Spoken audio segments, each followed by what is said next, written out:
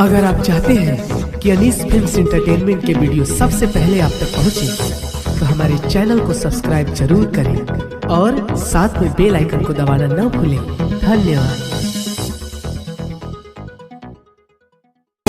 यही दुआ करता हूँ खुदा से, यही दुआ करता हूँ खुदा से, आपको कभी भी कम ना हो, 100 बार और आए जन्मदिन आपका, चाहे उसमें शामिल हम ना हो। Many returns of the day, mister Anees Kanaujia.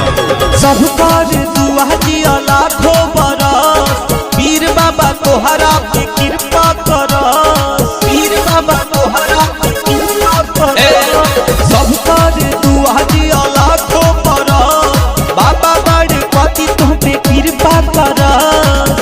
हरदम खुशी भरल रहे भविष्य जी।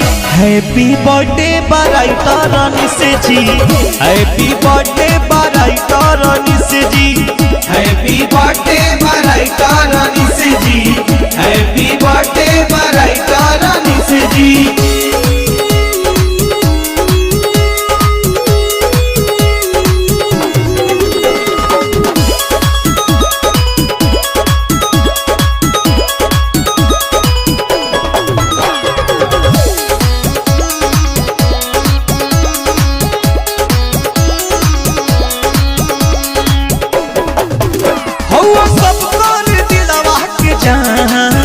फिल्मी दुनिया में हो जा महान, फिल्मी दुनिया में हो जा महान। हौवा हमर जान हो, हमारे परान हो, देशवा के शान हो, सीमावा के आन हो। बड़ा भोजपुरी में कहीं तुम मिस जी।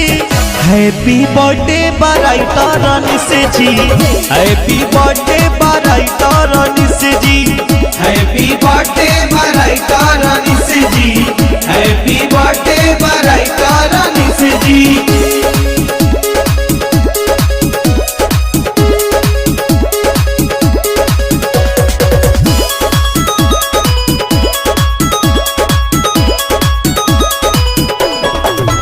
केक काटे के बाइंत जा, मिली तोहफा में भर भर के प्यार। और मौके पर सागर जी भी आ गए हैं, क्या बात है। जिया हमर धन हो, काया कंचन हो, चुप चितवन खुश रहा माने मन हो। तोहरा के गौतम भैया का दिहले मिस जी।